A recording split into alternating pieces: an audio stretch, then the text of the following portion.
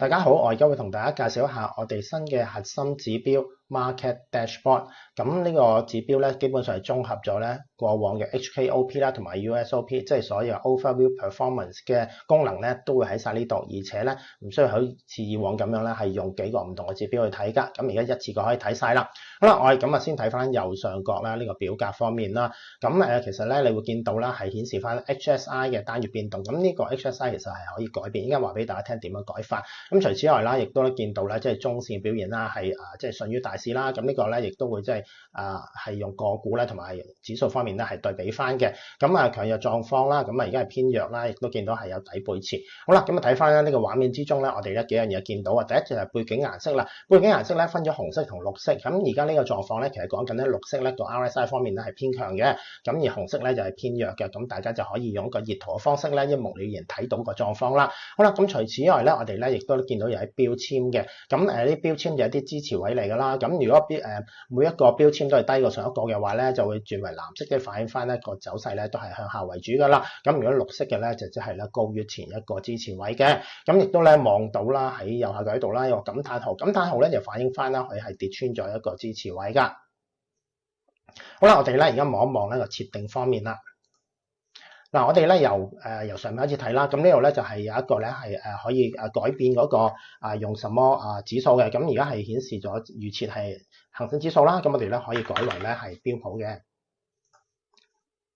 改完之後咧，你會見到咧呢度咧就係改咗係 SPX 就標普500嘅啦。好啦，咁我而家睇翻其他嘅設定啦。嗱，咁咧頭先講過啦，我哋咧就有個即係 RSI 嘅背馳啊，或者超買或者超賣嘅顯示嘅。咁我哋咧首先咧就剔咗呢3個選項先。嗱，咁由於咧背景咧本身都有顏色嘅啦，咁我哋咧就將佢清一清，咁就會容易啲睇到啦。嗱，咁而家咧見到背景之中咧，你見到綠色同埋紅色，綠色就係一個叫做係頂背馳，紅色就係底背馳，而黃色點咧就係一個超買。藍色點咧就一個超賣，咁就好明確地咧，大家咧可以睇得到啦。好啦，跟住咧，我哋咧將嗰個設定咧就係改翻去預設值啦。好，咁我哋咧再睇下其他嘅功能啦。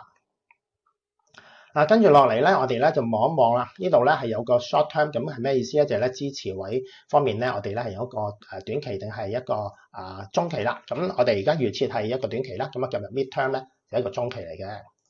咁你見到咧啲位置同之前都唔同咗㗎。好啦，咁我哋見到好多個喎，會唔會咧太亂咧？咁我哋咧就可以咧其實自行咧調校翻咧相關嘅支持位標籤嘅數量。譬如我而家改為1個，咁你就只會見到一個支持位喺度啦。好啦，去到最底嘅時候咧，我哋咧亦都可以顯示翻咧一個短線嘅阻力位啦。嗱，你會見到有條藍色線喺度嘅，呢條藍色線咧就反映翻咧係個阻力。咁頭先我剔咗兩個，咁有一個藍線，一個係黃線。咁如果兩條線係重疊嘅話咧，咁就只會咧顯示藍色嘅啫。咁即係話而家暫時嚟講就顯示咗咧呢個重疊嘅位啦。好，咁咧我哋咧基本上咧今次嘅新功能就同大家係介紹過啦。咁大家咧如果有興趣嘅，歡迎咧大家去訂閱使用㗎。